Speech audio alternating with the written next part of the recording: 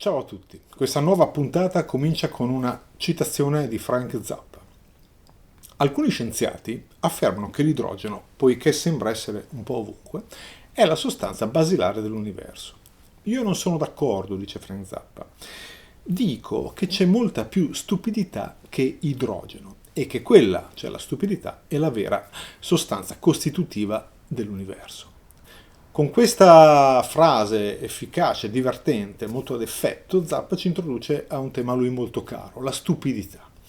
La stupidità interessa Zappa non come materiale, come proprio elemento da plasmare. Non gli interessa tanto dire che c'è stupidità o indicare cosa è stupido o cosa non lo è, ma gli interessa proprio sfruttare questo materiale per il suo percorso creativo. Tant'è che in tutta la sua storia Zappa lavorerà spessissimo su questo tema, introducendo elementi di stupidità in un modo o in un altro.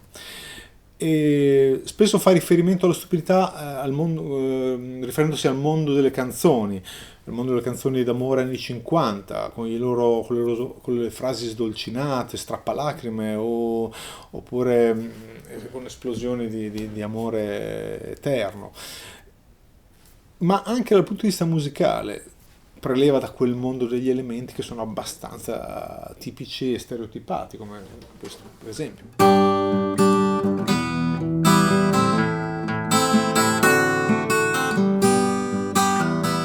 È un giro classico, un giro armonico per eccellenza che per esempio domina tantissime canzoni, in particolare alcune canzoni d'amore.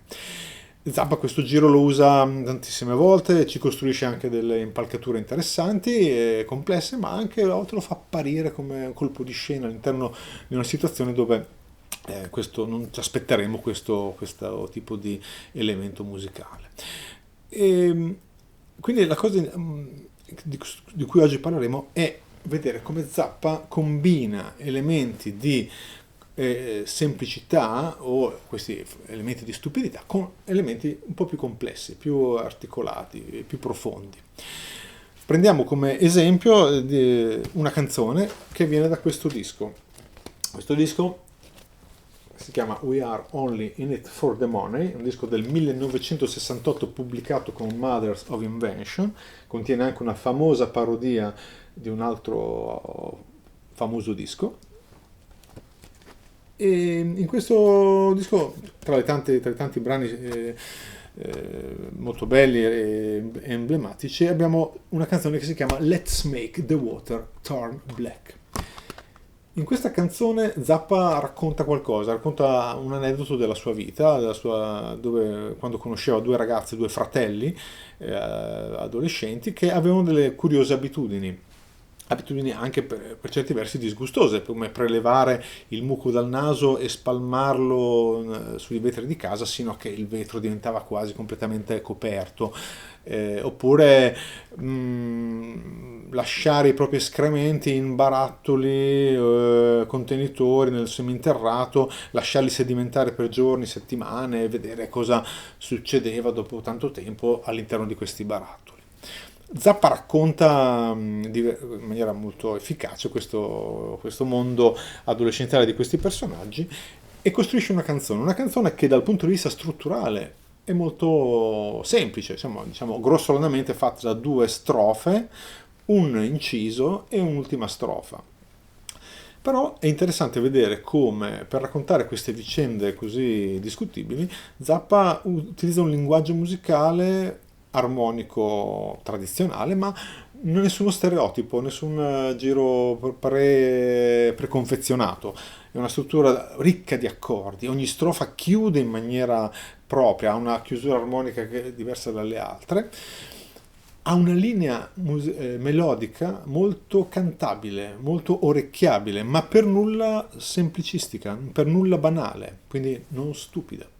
È un brano eccellente anche per conoscere Frank Zappa in questo suo aspetto, in questa sua grande capacità di coniugare elementi estremamente prosaici con qualcosa di più complesso, anche raffinato. Ed è un buon inizio anche per chi non conosce Frank Zappa, per esempio. Ma ascoltiamo adesso la versione di Let's Make the Water Turn Black, preparata per gli amici di Musica Stretta. Buon ascolto!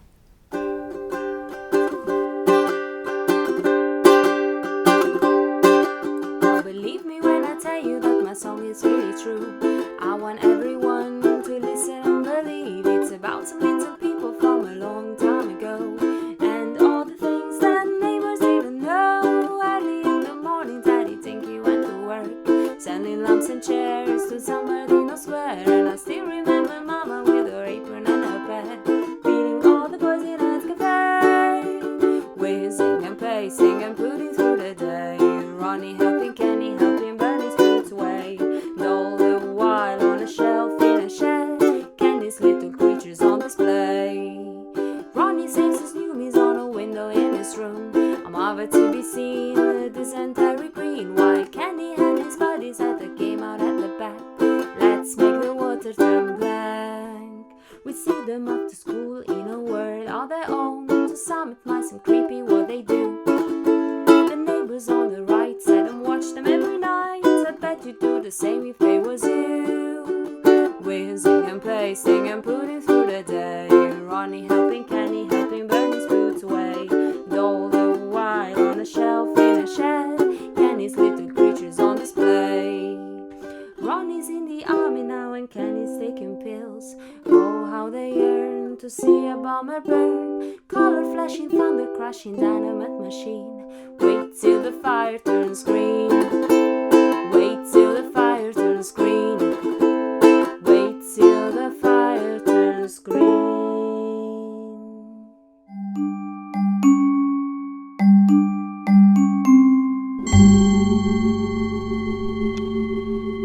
Come si può non essere in accordo con il pensiero zappiano?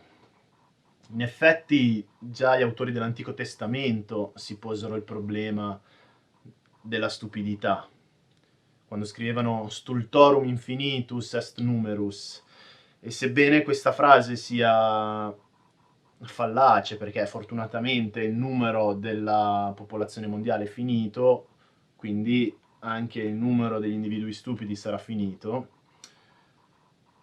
succede spesso che i non stupidi tendono invece a sottovalutare il numero di individui stupidi in circolazione, perché l'individuo stupido agisce arrecando danno agli altri e a se stesso.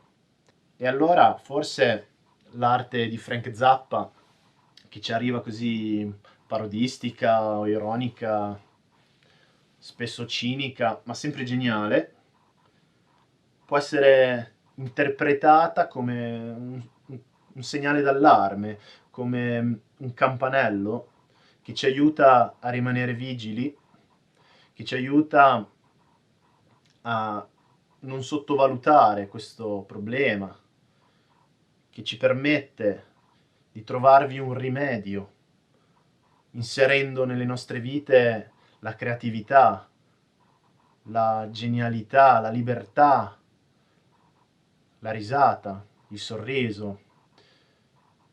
In questo modo riesce a giocare sull'ambivalenza di ciò che non ci fa stupidi, ma stupiti.